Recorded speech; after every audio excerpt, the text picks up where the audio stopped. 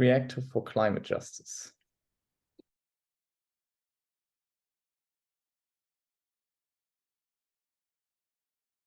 Well, as the name CREACTIV for Climate Justice states, we try to combine creative methods and arts with activism and education on mostly climate change and climate justice, but also other SDG topics. And to do so, we invite theater groups or art groups from the Global South. This year, for example, it was Colombia and Uganda, to come to Germany and to do workshops in our partner schools in Hamburg. That way, the topics we introduce in schools, like water inequality, like climate injustice or deforestation, are connected directly with people and with faces that are affected by these problems, which is, I would say, the biggest learning experience for the school children in our partner schools in Hamburg. It's a very effective and fun way of learning, I would say, because of this exchange with the young people from the Global South. Yeah, so the groups and the young scholars here in Germany, they are mostly working together and without interference by the teachers. So it's really just the groups and the kids, and thereby they can really get to know each other and their views, their cultural differences, problems, and how they probably tackle these problems in different ways based on their culture. And it's really this young people exchange, this peer-to-peer learning that somehow is core of this project, I would say. So for CREACTIV, for climate justice, particularly for CREACTIV climate justice, we try to open up the project to others in the city. For example, if school classes have theater plays in the school, then others can book cards. They can go there, they can get tickets, but generally the project is only for the schools and the exchange with the groups from the Global South. So it's really just for the learning of the young people in Germany. However, the Kinderkulturkarawane in general, so the overall project, we also do shows and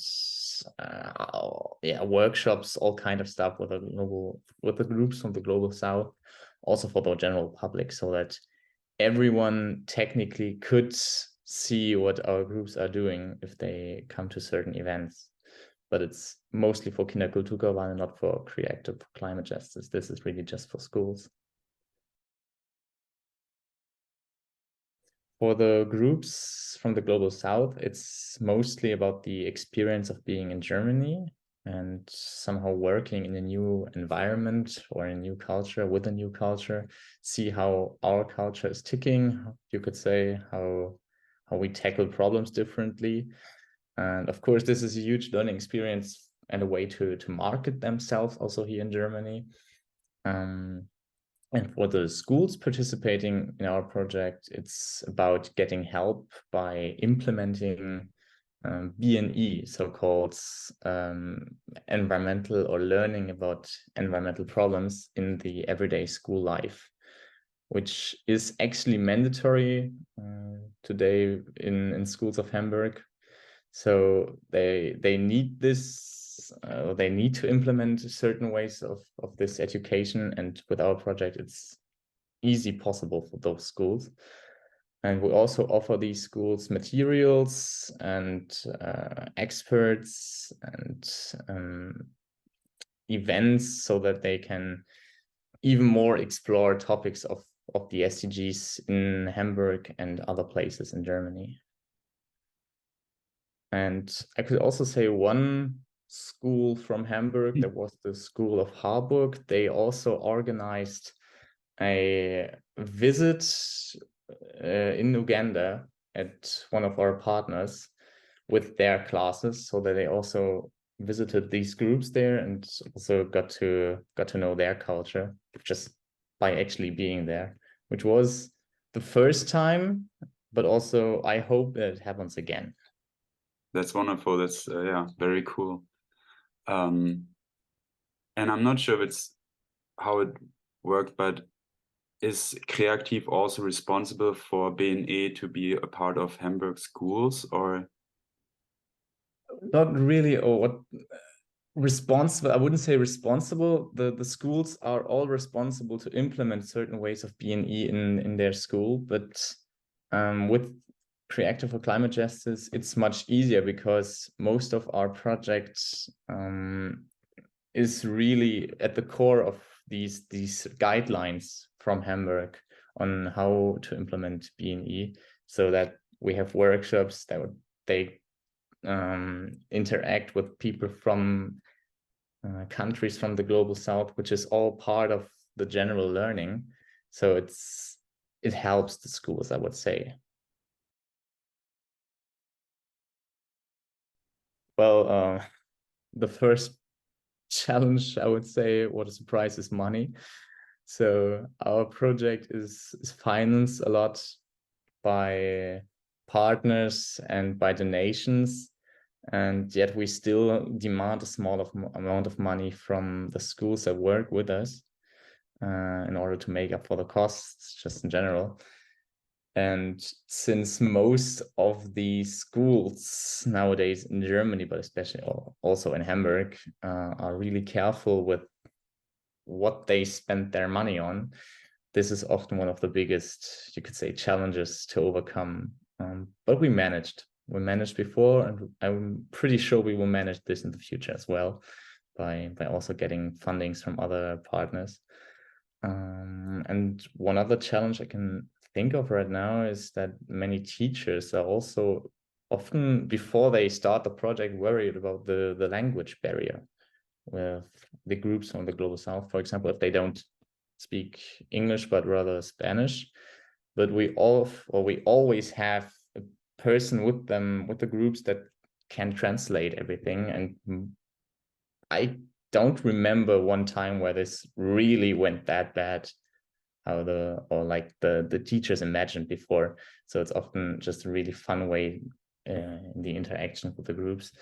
And a lot of the communication is happening without language at all. So they just really use their entire body to communicate. This is at the core of the project, of course. So this challenge also is easily overcome. Yeah. And is there typically one teacher or more teachers involved in the project? So the organization mostly depends on one teacher. That's something that especially this one teacher is kind of sad about mostly. But when the groups are there, it's more teachers involved that also just want to see what's happening. And they, of course, help then in organizing certain things in the school at the time where the groups are there. But the organization of the whole CREACTIV, to find classes in the school that want to participate, this often depends on only one teacher that kind of has, the whole obligation to organize this. So during the pandemic, of course, also we asked us this question, or we were very suddenly forced to ask this question. And it might seem easy at first, but it simply can't really be transferred into only the digital realm. So we try to offer the workshops between the groups and our schools in Hamburg digitally by connecting the groups and the classes via Zoom or via Skype. And then they actually had the dance choreographies or the idea of how the theater play should be played in the schools. So the groups taught the classes how this theater play is played via Zoom. And yes, it worked. So the classes learned stuff. They also learned things about the topics of the SDGs that we had for this year. And they were able to talk, they were able to communicate, they were able to certainly get to know each other, but it wasn't simply the feeling of being all together as humans, so that the feeling that we want to create when the groups are here, a feeling that our project builds on when we try to make global topics visible and comprehensive. And in general, if one wants to book a digital workshop with our groups, this is possible. Just feel free to ask, but it's not the same feeling, I would say. But of course, it works. So would you say it could be like a method to add to the presence workshops?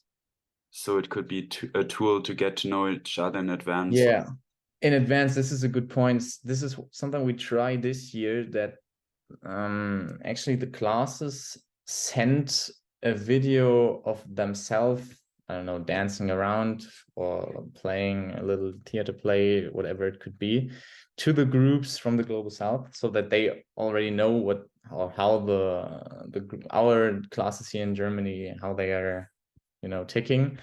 This is an idea that we followed this year, but I can't say yet how this is going to work out. I hope it's a good step forward, because this is a good idea, and we also had this idea this year. Yes. Okay, cool. Thank you for sharing your experience.